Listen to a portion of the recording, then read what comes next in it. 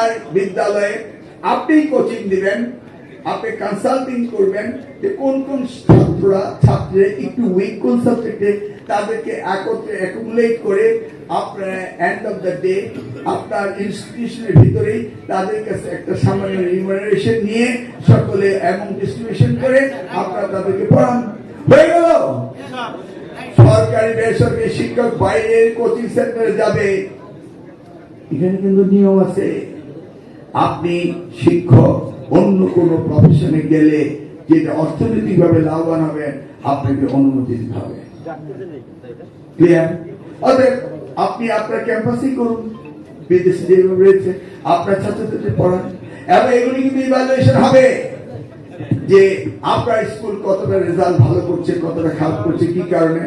আমাদের যে এখন সুপারভিশন রয়েছে, আমাদের জেলা শিক্ষা অফিসার, তারপর প্রাথমিক শিক্ষা অফিসার রয়েছেন আমাদের, এগুলি সকলেই আমরা মনিটরিং করি।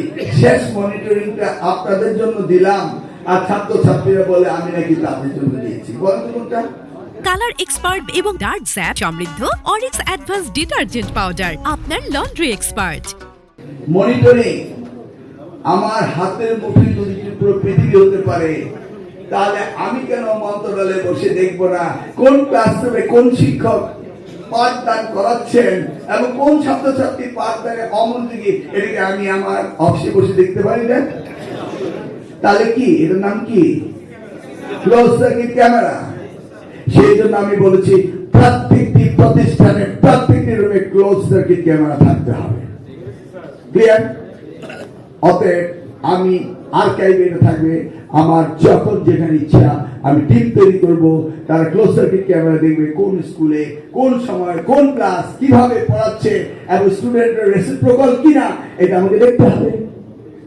শুধু তাদেরকে বলবো তোমরা নকল করতে পারবে না, আর শিক্ষকরা মনোযোগ ভাবে করতে পারে না। এখন দুর্ভাগ্যক্রমে এই প্রজেক্টটা হয়ে গেছে পরীক্ষার আগে, সেই জন্য তারা ভয় পেয়ে যাচ্ছে নাকি। আমরা ক্যামেরার ভিতর দিয়ে সব জায়গায় কিন্তু চলাফেরা করি প্রতিনিয়ত, কিন্তু পরীক্ষা হলে মানে ক্লাসরুমে ক্যামেরা ধরে ভয় পায়। ওদিকে কেউ বলছে ক্যামেরার দিকে তাকিয়ে থাকতে, আবার কেউ কেউ বলে ঘাড় ঘুরালে নাকি পরীক্ষা এক্সপার্ট করবে। কেন ঘাড় ঘুরালে? কার তো এইভাবে ঘুরাই মানুষ নাকি, ঘুরায় না? অনেকক্ষণ বসে থাকলে একটু শরীর এরকম করেন না? তো এর জন্য কি আসে যায়? কেন শিক্ষার্থীকে এই পরীক্ষা একটা থ্রেট হিসেবে আপনি নিয়ে যাচ্ছেন? এই থ্রেট তো আসলে আপনাদের জন্য, শিক্ষার্থীদের জন্য না। আবার কেউ কেউ বলবেন ওই সময় বিদ্যুৎ ছিল না। No excuses, no excuses. ক্যামেরার জন্য খুব মিনিমাম বিদ্যুৎ লাগে। ওই যে হেড স্যারের রুমে একটা ফ্যান চলে আইপিএস দিয়ে, ওইটাই কিন্তু ক্যামেরা চলতে পারে। আমি রাইট? হ্যাঁ। আর যাদের টাকা নেই আমাকে টাকা চাইবেন।